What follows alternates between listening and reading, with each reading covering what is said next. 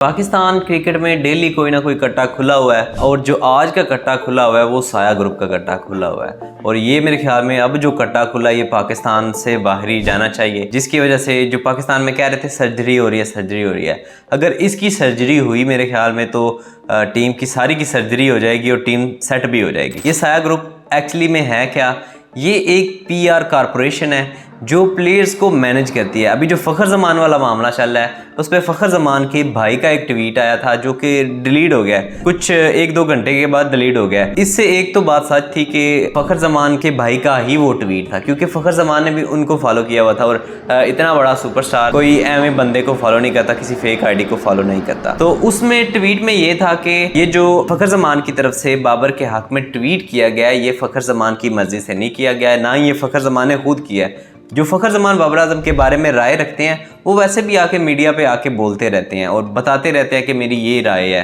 लेकिन ये जो ट्वीट है ये एक साजिश के तहत किया गया और ये प्री प्लान्ड एक साजिश थी जिसके तहत फ़खर ज़मान को जो कप्तानी की रेस है उससे बाहर निकाला जाना था और इनके फेवरेट लोग हैं उनको कप्तानी की रेस में लेके आना था। बेसिकली ये जो साया ग्रुप है इसमें सिर्फ जो सेंट्रल कॉन्ट्रैक्ट में प्लेयर हैं यही नहीं, बल्कि जो इनको नज़र आ रहे होते हैं ये आने वाले फ्यूचर स्टार्स हैं, ये आके परफॉर्म करेंगे। ये प्लेयर ऐसे हैं जो पाकिस्तान को आने वाले दिनों में रिप्रेजेंट कर सकते हैं, तो उनको भी ये उठा लेते हैं और उनके लिए भी फिर कैंपेनें चलाते हैं, जिसकी बदौलत जो प्लेयर्स होते हैं वो समझते हैं कि ये लोग हमें सपोर्ट कर रहे हैं। बेसिकली उस टाइम पे वो प्लेयरों को सपोर्ट भी कर रहे होते हैं, जो जेन्युइन बात है, क्योंकि इनको पता होता है कि कुछ देर बाद, कुछ सालों बाद, 2-3 साल बाद या 6 महीनों बाद इन्होंने टीम में आना है, क्योंकि डोमेस्टिक अच्छा खेल रहे होते हैं, उसके साथ जो लीग्स होती हैं ये अच्छी खेल रहे होते हैं, इनकी परफॉर्मेंसेज होती हैं, तो ये जो कॉरपोरेशंस होती हैं ये इनको भी उठा लेते हैं, इनके नाम की फिर पेड कैंपेनें चलाते हैं और ये प्लेयर्स को इस बात का एहसास दिलाते हैं कि हमसे बड़ा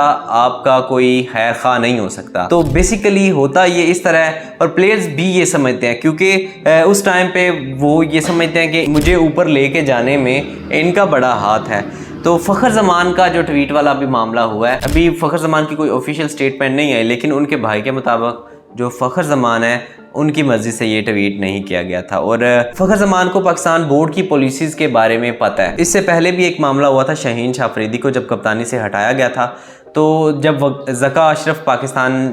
क्रिकेट बोर्ड के चेयरमैन थे तब शाहीन अफरीदी के अकाउंट से एक ट्वीट किया गया जिसमें कहा गया कि मैं बड़ा खुश हूँ कि मतलब मुझे कप्तानी से हटा दिया गया और बाबर आज़म को मैं मुबारक देता हूँ और मैं बाबर को वैसे ही सपोर्ट करूँगा जैसे मैं पहले कर रहा था। तो ये शाहीन अफरीदी से जब पूछा गया कि ये आपका ट्वीट आया तो उन्होंने कहा मुझे तो नहीं पता इसका, ये पता नहीं किसने कर दिया है। तो ये जो इनके सोशल मीडिया मैनेजर्स होते हैं ये उनकी तरफ से ट्वीट किए जाते हैं। ये बात भी एक ठीक है कि पाकिस्तान के जो सुपरस्टार्स होते हैं, जो पाकिस्तान के प्लेयर्स होते हैं, उनके पास इतना टाइम नहीं होता। ये जो आप देखते हैं बाबर आज़म वर्ल्ड कप के बाद, 2023 वाले वर्ल्ड कप के बाद ये बाबर आज़म जो फेस बनाए फिर रहा था कि मतलब उसकी जो सैड पिक्चर्स वायरल हो रही थी, ये हो गया जी, प्लेयरों के साथ ये हो गया। ये जो कैंपेन्स होती हैं जो प्लेयर्स को मेंटली डिस्टर्ब करने के लिए चलाई जाती हैं ये भी इनकी तरफ से ही चलाई जाती हैं। ये टक टक टक टक बैठ के लगे होते हैं। उसके बाद ये जिस तरह से प्लेयर खुद तो इतना सोशल मीडिया यूज़ नहीं करते, जो बंदा पाकिस्तान टीम को रिप्रेजेंट कर रहा है, जाके